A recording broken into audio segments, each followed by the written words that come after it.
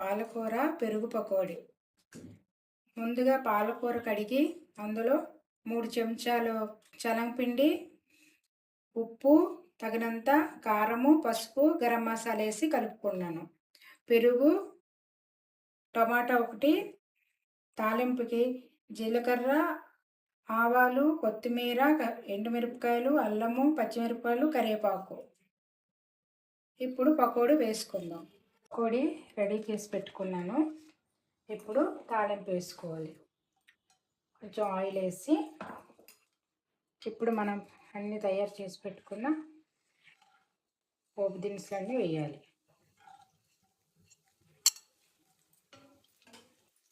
బాగా ఫ్రై చేసుకోండి.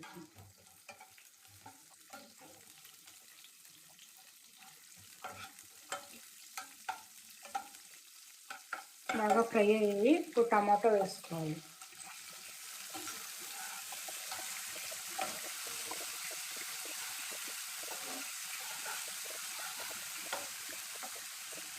టమాటో వేసాక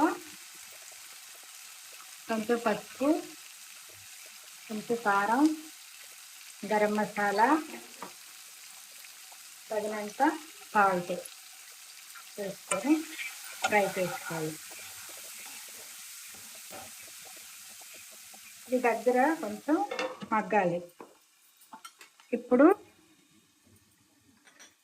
ఈ పెరుగులో 2 స్పూన్లు చలం పిండేసి పెరుగులో ఉండలు లేకుండా కలుపుకోవాలి.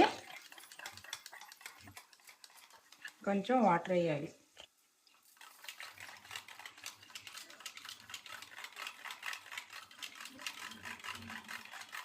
ఇప్పుడు ఇలా తయారు చేసి పెట్టుకొని ఇప్పుడు మసాలా బాగా రెడీ అయింది. ఇప్పుడు పెరుగు వేసుకోవాలి. పెరుగు వేసుకొని బాగా మరిగించాలి.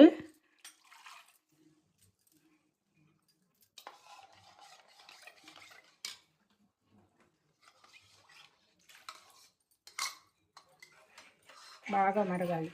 మూత పెట్టుకోండి. మూత పెట్టి మరిగిన తర్వాత పకోడీ వేసుకోవాలి. ఇప్పుడు మూత తీసుకొని చూద్దామండి. బాగా మరిగింది. ఇప్పుడు పకోడీ వేసుకుందాం.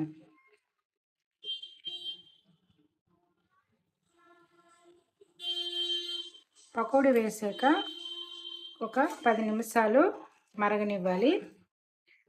ఇప్పుడు కొత్తిమీర, కొంచెం కస్తూరి మేతి కొంచెం వేయాలి. 10 నిమిషాలు మూత పెట్టి మగ్గనిచ్చి తీసుకుంటే రెడీ అయ్యి. మూత తీసి చూద్దామా. 10 నిమిషాల తర్వాత ఇలా రెడీ అయింది. పెరుగు పకోడీ రెడీ. చపాతీతో కానీ రైస్తో కానీ బాగుంటుంది.